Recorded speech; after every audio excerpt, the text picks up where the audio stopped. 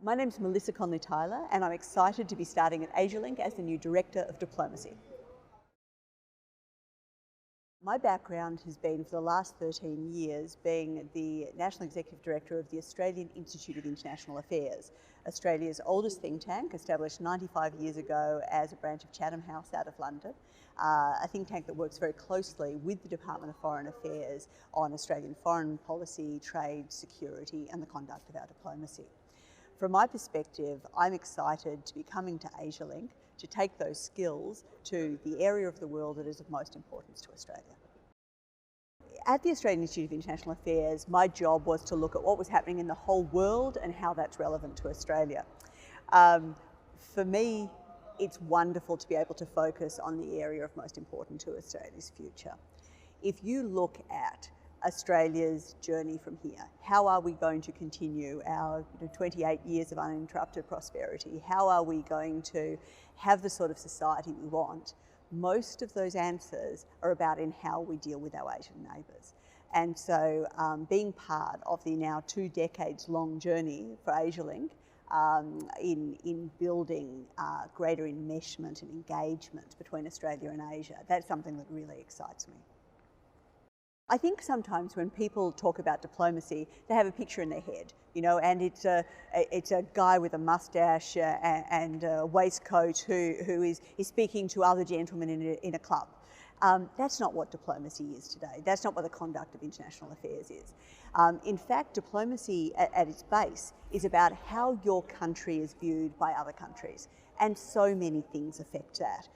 That can be what they've seen, what other countries have seen of us on MasterChef, or our sporting teams, or the exchanges, the students that they've met, the New Colombo Plan alumni that they've got to know. It can be so much. And so in that sense, diplomacy these days is a wide group of actors and thinking about how we use those actors to try to project our national image. We might be working in things like second track dialogue, where you're bringing together groups of people to have an unofficial discussion that can then lead into international discussions. We might be doing things in digital diplomacy. We might be doing things in public diplomacy or cultural diplomacy in conjunction with Asialink Arts. So there's a wide range of things that fall within the diplomacy heading. I think there's a real role for organisations like Asialink in that diplomacy sphere. I just wrote a book recently looking at think tank diplomacy. What role can or should organisations like Asialink have in this space? Because there's now that much wider idea of diplomacy, much more a network than a club, I think you can see a lot of space for actors like us. There are ways that we can directly influence what's happening in international relations, and that might be through information gathering, reporting, thought leadership, building friendly relations between nations. And so the second track dialogues we do directly input. The other thing we can do is we can skill and train diplomats to do their job better. And so that might be helping them learn how to work with the public, helping them learn about some of the new tools that enable them to increase Australia's reach and the story we tell. So I think I'm very fortunate in coming into the role that there are a number of areas that we can expand.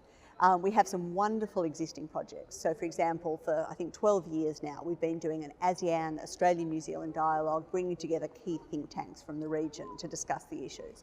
Or we've been doing, for a number of years now again, a discussion and dialogue with Chinese interlocutors on China's view on rules-based international order. We'll be continuing those very valuable initiatives. What I also have though is some space and time to think about where we can have the most impact. And so I'm talking and looking at those opportunities to make sure that we can be out there really expanding and leading the debate on Australia and in Asia engagement in the diplomatic sphere. So for me, working at Asialink is a real privilege. Asialink is unique in the way it brings together so many different areas of Australia-Asia engagement. So as well as diplomacy, we also have programs in arts, in education and business. And those are crucial, if you put them all together, to understanding the depth of Australia-Asia engagement. Diplomacy is only part of the picture, of course, and I'm looking forward to working with my colleagues on the cross-cutting, cross-sectoral initiatives that will help really leverage and produce that step change in Australia's engagement with Asia.